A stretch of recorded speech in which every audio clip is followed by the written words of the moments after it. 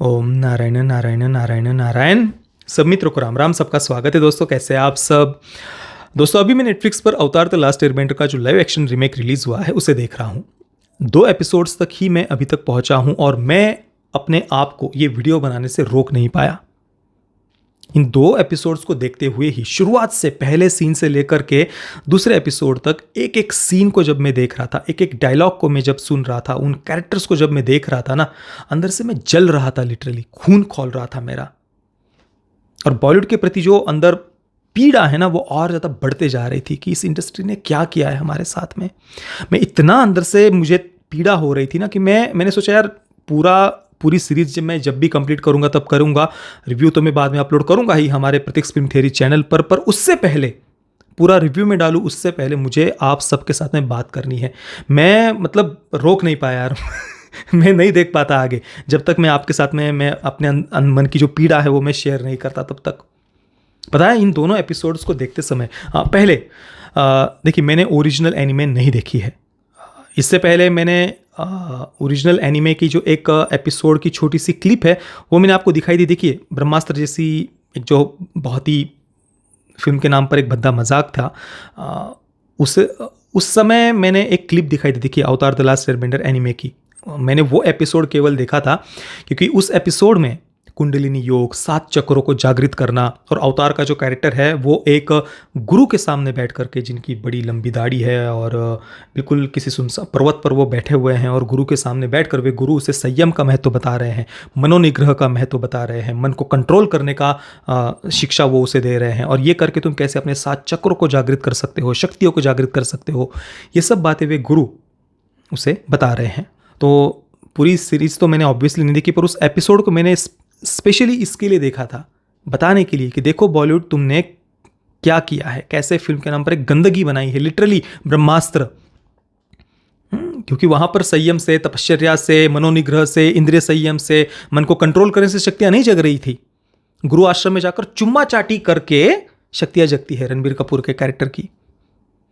हालांकि उन्होंने तो वो जो कुछ भी भारत के प्रति जिसके मन में वो घृणा थी ना, वो रूमी, जो भी एक इस्लामिक पोएट था रूमी, भारत के प्रति उसके मन में घृणा थी, ऐसा मैंने पढ़ने में आया है। उसने कुछ कहीं पर कुछ कह दिया था कि love is the bridge between you and everything वगैरह, ऐसा कुछ कह दिया था ऊटपटांग सी बात। तो उसको लेकर के अयान मुखर्जी कुछ फिल्म बनाने वाले थे। बाद में उनका मन बदल गया, उन्हें लगा कि भाई ये रूमी पर तो शायद नहीं चल पाएगी, तो चलो शिवा कर देते हैं कैरेक्टर का नाम। हालांकि फिल्म की जो मूल थीम है वो तो वही रखी, वही फिल्म के एंडिंग में लव, प्यार सबसे बड़ी ताकत है, चुम्मा चाटी करने से शक्तियाँ जगती है। और भारतीय सभ्यता के एग्जैक्टली अपोजिट सारी बातें फिल्म में दिखाई गई थी। हालांकि प्रमोट करते समय बड़ी बड़ी बातें की गई थी कि हम तो विश्व के सामने सनातन संस्कृति को लेकर के जाना चाहते हैं। हमारे संस्कृति को तो लेकर के नहीं गए, पर हमारा मजाक पूरे विश्व के सामने अवश्य बनाया ब्रह्मास्त्र जैसी भद्दी फिल्म के नाम पर। और इसी कारण से मैंने अवतार द लास्ट एयरबेंडर की जो एनीमे है ओरिजिनल, उसका एक एपिसोड, उसकी छोटी सी क्लिप दिखाई थी कि देखो वो भी समझते हैं संयम का महत्व, तपश्चर्या का महत्व, कुंडलिनी योग का महत्व, 7 चक्रों को जागृत करना, पंच महाभूतों को नियंत्रित करना। इतनी अकल तो उनमें भी है। पर मुझे सबसे बड़ी पीड़ा क्यों, ये बातें तो मैंने आपसे की हुई थी, मुझे पीड़ा क्यों हुई अवतार द लास्ट एयरबेंडर का वो जो लाइव एक्शन रीमेक में देख रहा था, क्यों पीड़ा हुई?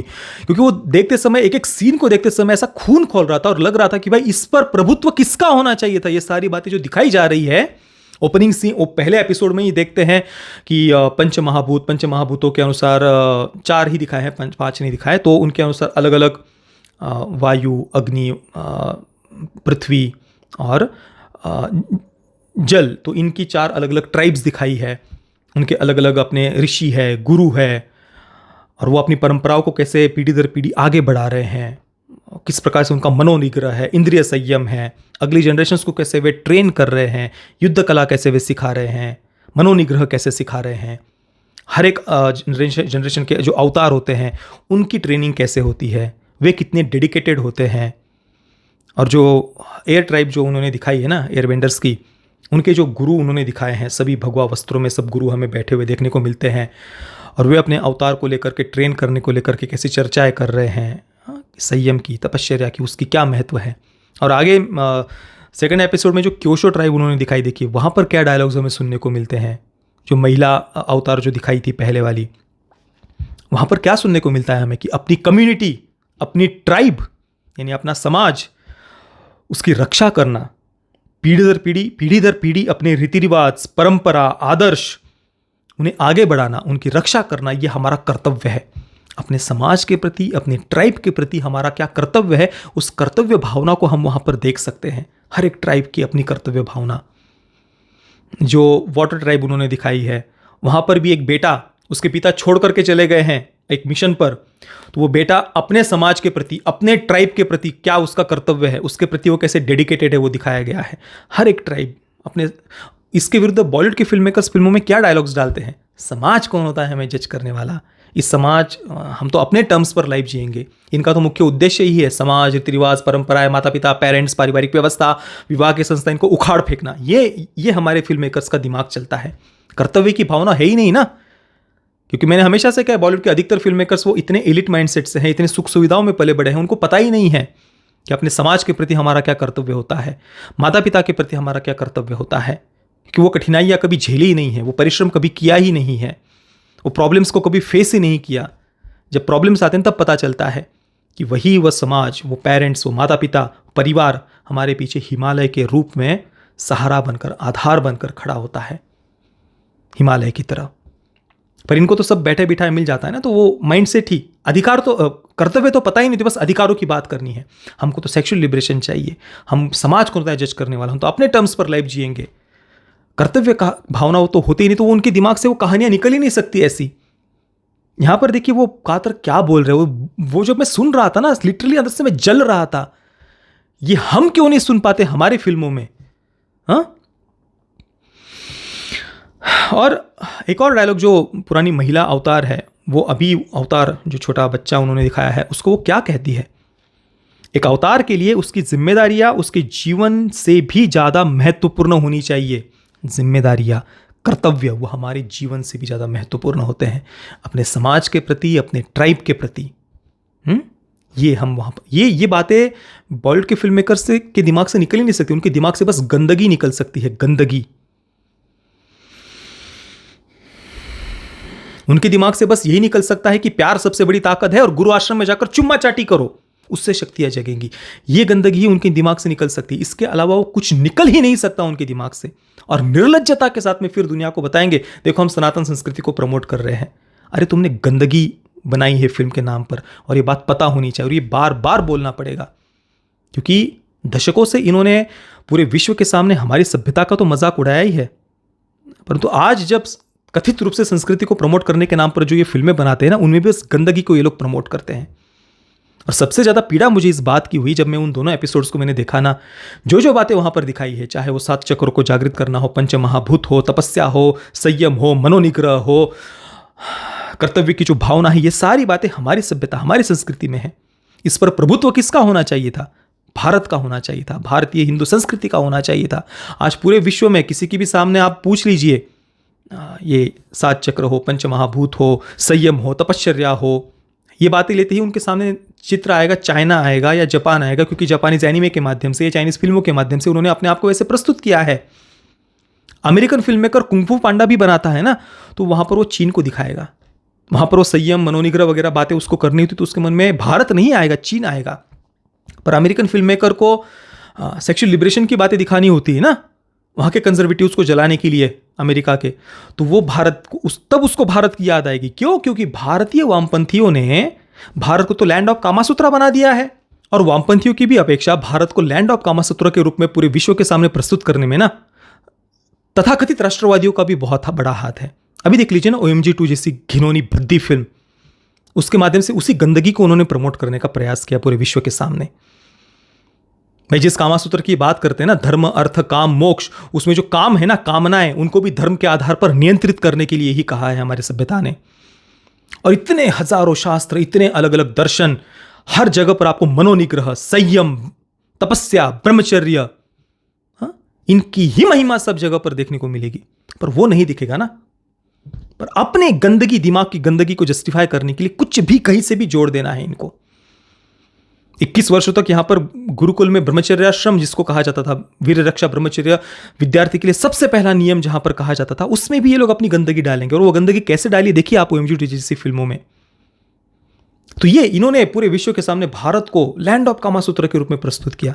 हमारे इतने सारे दर्शन, इतने सारे शास्त्र, इतने सारे योग के अलग अलग प्रकार, कुंडलिनी योग, पतंजलि योग, अष्टांग योग, 7 चक्र को जागृत करना, शरीर में कितनी सारी 84,000 नाड़ियां हैं, उनका अध्ययन कैसे किया है, श्वासोच्छ्वास की गति, उस पर नियंत्रण प्राप्त करने से हम क्या क्या सिद्धियां प्राप्त कर सकते हैं, प्राणापान की गति को कैसे नियंत्रित किया जाता है, इतना सूक्ष्मता से योग में अध्ययन किया गया है। पर ये तो इनको रिग्रेसिव बातें लगती, इनको हम कैसे प्रमोट कर सकते हैं? हमको तो एथिस्ट बनना है, प्रोग्रेसिव बनना है, और इनकी जो हर वर्ष बदलने वाली सो कॉल्ड कुछ साइंटिफिक स्टडीज और कुछ रिपोर्ट्स, जर्नल्स वगैरह निकलते, उनको हमें प्रमोट करना है। भाई, ये हजारों वर्षों की आयुर्वेद की सभ्यता, ये परंपरा, ये योग, ये सब क्या होता है?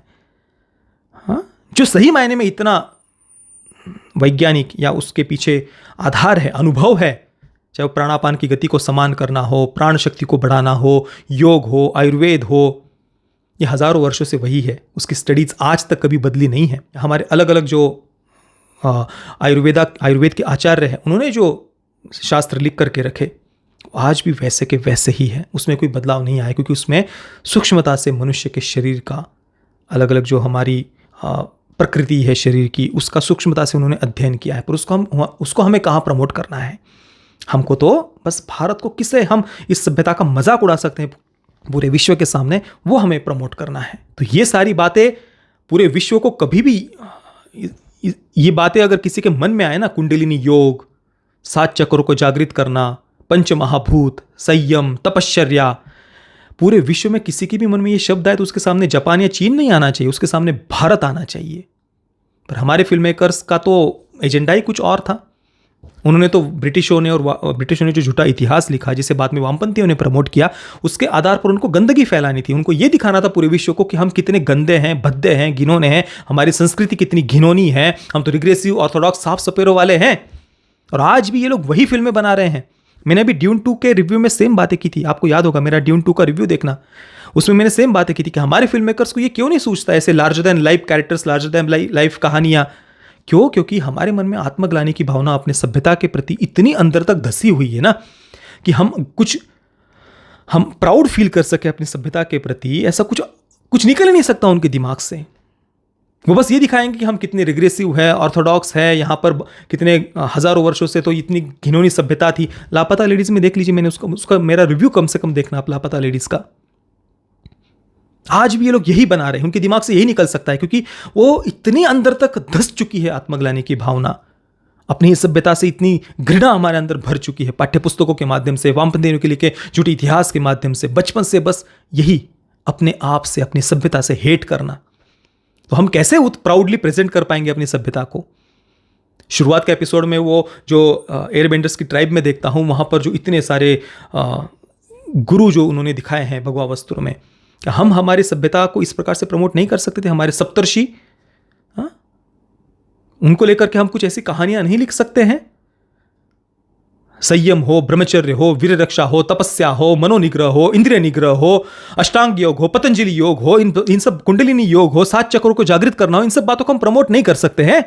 कर सकते हैं। जापानीज एनिमे वाले कर रहे हैं, चीन वाले, उन्होंने पूरे विश्व के सामने बस कभी भी संयम की बात हो ना, या डेडिकेटेड होकर के अपने लक्ष्य के प्रति समर्पित होकर के युद्ध कला सीखना हो, कुंग फू, कराटे, शाओलिन, चीन ने उस पर अपना प्रभुत्व कर लिया। जापानीज एनिमे बनाने वालों ने कुंडलिनी योग, 7 चक्र जागृत करना, इन सब बातों पर उन्होंने अपना प्रभुत्व बना लिया है। अरे वो अपनी पारंपरिक उपचार पद्धतियों को भी कैसे प्रमोट करते हैं। आपने कई सारी चाइनीज फिल्मों में देखा होगा कि वो उनकी प्राचीन जो पारंपरिक उपचार पद्धतियाँ उसको कैसे प्रमोट करते हैं सटल वे में। देखिए कि वो शरीर पर जैसे कि कुछ पूरा लपेट कर जड़ी बूटियों के माध्यम से, या शरीर पर जो सुइया चुभोकर वो कुछ उनकी जो भी उपचार पद्धति है उसको वो कैसे प्रमोट करेंगे। कोई व्यक्ति बिल्कुल मरने की कगार पर पहुंचा हुआ हो, वहां से वो कैसे रिकवर करता है उस प्राचीन उपचार पद्धति से, ये वो प्रमोट करेंगे। युद्ध कला को अपनी संस्कृति को कैसे प्रमोट करते हैं देखिए। और हमारे देश में तो अपनी ही प्राचीन उपचार पद्धति आयुर्वेद का भद्दा मजाक उड़ाने वाली कई सारी फिल्में मिल जाएंगी। हमको तो वेस्टर्न बनना है भाई, हम तो सो कॉल्ड एथिस्ट बनेंगे, अपनी सभ्यता का मजाक उड़ाएंगे, अपनी ही संतों का भद्दा मजाक उड़ाएंगे। हम कैसे भगवा वस्त्रों में पहने हुए कुछ ऋषि, साधु, संत, उनको पॉजिटिव वे में कैसे दिखा सकते हैं? हम तो ब्रह्मास्त्र जैसी फिल्म बनाकर वहां पर गुरु के कैरेक्टर को भी मॉडर्न बना देंगे, क्योंकि हम हमारे सिंबल्स को प्राउडली प्रेजेंट ही नहीं कर सकते ना। कैसे दिखाएंगे हम इन बातों को? यहाँ पर आप देखिए क्योशो ट्राइब उसमें जो युद्ध कला जो महिलाएं वहाँ पर सीख रही है, उनकी जो पारंपरिक वेशभूषा उसको उन्होंने बना करके रखा है। सो कॉल्ड मॉडर्न नहीं बने, क्योंकि अपनी पारंपरिक वेशभूषा, परंपरा, रीति रिवाज, कर्तव्य, ट्राइब के प्रति जो डेडिकेशन, समर्पण है अपने समाज के प्रति, उनके लोगों की रक्षा के प्रति, वो हमें देखने को मिलता है। और पीढ़ी दर पीढ़ी इन बातों को वो आगे बढ़ाते आए हैं। और हम क्या कर रहे हैं? हम पूरे विश्व के सामने हम कितने घिनौने हैं, भद्दे हैं, हमारी संस्कृति कितनी घिनौनी है, ये प्रेजेंट करने में आज भी हम लगे हुए हैं। आज भी लगातार वही फिल्में हम बनाएंगे। और राष्ट्रवादी फिल्म मेकर्स हम देख रहे हैं, वो भी बहुत ही चिंधी टाइप, घटिया, बी ग्रेड टाइप केवल फिल्में बना रहे हैं, इक्का दुक्का अच्छे फिल्म मेकर्स को छोड़ करके। बाकी क्या देखने को मिल रहा है हमें? किसी को सूझ ही नहीं सकता इस प्रकार से कि हम हमारी सभ्यता को उतने प्राउडली प्रेजेंट कर पाए, प्रस्तुत कर पाए। ज्यादा से ज्यादा कुछ ऐसे बस किसी घटना को लेकर के कुछ ऐसी फिल्म बना देंगे, आर्टिकल 370 वगैरह। कुछ बड़ा सोच नहीं सकते कि हम हमारी सभ्यता को कैसे पूरे विश्व के सामने प्रस्तुत कर सकते हैं। कल को किसी के भी मन में अगर संयम, तपश्चर्या, कुंडलिनी योग, ब्रह्मचर्य या पंचमहाभूत, 7 चक्रों को जागृत करना, या पतंजलि योग, अष्टांग योग, आयुर्वेद, इन सब बातों को हम पूरे विश्व के सामने कैसे प्रस्तुत कर सकते हैं अपनी फिल्मों के माध्यम से? पूरे विश्व के सामने भारत की क्या छवि होती है और बॉलीवुड ने क्या छवि बना दी है पूरे विश्व के सामने भारत की। एक तरफ आरआरआर जैसी फिल्म आती है जिसमें प्राचीन उपचार पद्धति को भी कैसे प्रमोट किया है एस एस राजामौली जी ने। देखिए आरआरआर में, याद है ना आपको, मंदिर में सांप काटता है तो वहां पर देखिए उनका विजन, देखिए वहां पर उन्होंने बराबर प्राचीन उपचार पद्धति को कैसे प्रमोट किया, हमारी सभ्यता, हमारी संस्कृति के सिंबल्स को कैसे प्रमोट किया। पर उसके विरुद्ध पूरा का पूरा ये बॉलीवुड का इकोसिस्टम लग जाता है उसको नीचा दिखाने के पीछे लिए। उनको लगता है कि उसमें से कुछ ब्राह्मणवाद उन्होंने स्प्रेड कर दिया है उस फिल्म के माध्यम से। इतने अंदर तक धस चुकी है अपनी सभ्यता के प्रति घृणा की भावना हमारे अंदर। एक फिल्म चुपती है आरआरआर जैसी अगर आगे पहुंचती है तो यहां पर कैसे प्रस्तुत करेंगे हम उतने गौरव के साथ में हमारी सभ्यता को, संस्कृति को। मैंने देखिए, ये जब मैं देख रहा था ना अवतार द लास्ट एयरबेंडर 2 एपिसोड्स, इतना कुछ अंदर भरा हुआ था ना, वो मुझे शेयर करना था आप सबके साथ में। मैं नहीं देख पाता पूरे वो सीरीज को, कंप्लीट ही नहीं कर पाता। इसलिए मुझे लगा कि यार मैं जब भी देखूंगा आगे एपिसोड्स, पहले आप सबके साथ में ये बातें करनी है, बाद में पूरी सीरीज करने के बाद रिव्यू करेंगे प्रतीक फिल्म थ्योरीज हमारे चैनल पर दोस्तों सोचिए, इन बातों को बार बार बोलिए, बार बार बोलिए सोशल मीडिया पर, इतनी बार बोलिए ना कि ये बदलाव आए कुछ तो यार, कुछ तो बदलाव आए। आज भी हम क्या बना रहे हैं इनको, अब हम हमारी पहचान, हमारी सभ्यता, इसको मिटाना है इनको। और ये मैं अतिशयोक्ति नहीं कर रहा, ये अपनी फिल्मों में क्या डायलॉग्स डालते हैं, हजारों वर्षों से यहाँ पर महिलाओं के साथ में फ्रॉड हो रहा है, कितना दरिंदा घिनौना समाज था ये भारतीय। ये वो अभी इसी हफ्ते रिलीज हुई फिल्म की बात कर रहा हूं मैं। क्या बना रहे हैं ये, इनका उद्देश्य क्या वो पता चलता है फिल्में बनाने से। कुछ भी अच्छा अपनी सभ्यता के प्रति दिखाई नहीं सकते। जय श्री राम, वंदे मातरम।